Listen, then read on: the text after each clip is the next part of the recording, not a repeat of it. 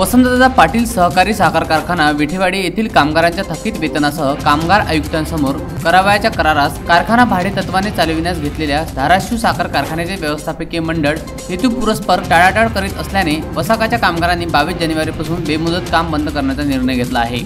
याला 3 दिवस उजाडूनही कारखाना प्रशासन व कामगार यांचा तिढा काही सुटत नसल्याने कडाक्याची थंडी सोसत कामगार रात्रंदिवस गेटवर आंदोलन करत आहे। दरम्यान कामगारांनी पुकारलेल्या या बंदमुळे वसाकावर आलेला बराचसा ऊस अन्य कारखान्यांकडे वळता गेला आहे। कारखान्यात तयार झालेली साखर बाहेर जात असताना साखर बाहेर चालली असून कामगारांना आपल्या ठरल्याप्रमाणे वेतन दिलं जात नाही, म्हणून कामगारांनी एक निर्णायक भूमिका घेण्यासाठी कामगार सगळे एकत्र जमा झाले।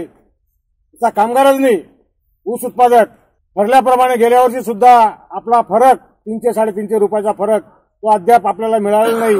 या वर्षी पण राम मंदिरात रामाच्या साक्षीने धाराशिव कारखान्याच्या व्यवस्थापनाने सांगितलं होतं की इतर कारखान्यांप्रमाणे 1 रुपया का होईना मी जास्त देईल, परंतु अद्यापपर्यंत त्याची काही कारवाई झालेली नाही। जसा वसाकाचा कामगारही 2 पावलं मागे यायला तयार आहे, तसं कारखान्याच्या व्यवस्थापनाने 2 पावलं मागे येऊन सकारात्मक चर्चा घडून यावी। परिणामी वसाका कार्यक्षेत्रातील ऊस उत्पादक संभ्रमात पडला असून 23 जानेवारीला कारखान्याचे अव्यवसायक राजेंद्र देशमुख यांनी कारखाना कार्यस्थळी भेट देत कामगारांशी चर्चा केली। मागण्या रास्त असल्या तरी कारखाना कर्मचाऱ्यांनी 2 पावले मागे यावे व व्यवस्थापनानेही 2 पावले पुढे येऊन चर्चा करावी अशी भूमिका मांडली आहे।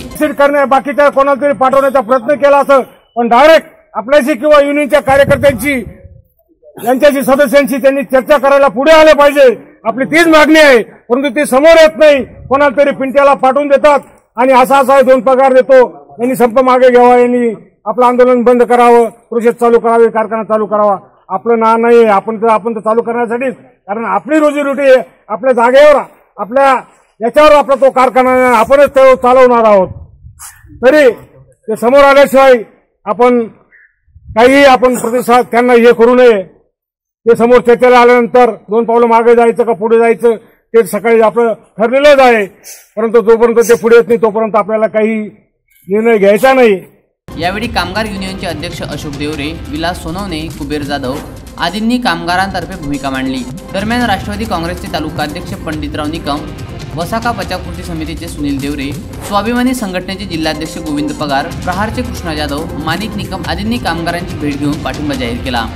ब्युरो रिपोर्ट, कृषी प्रधान टीव्ही, नाशिक।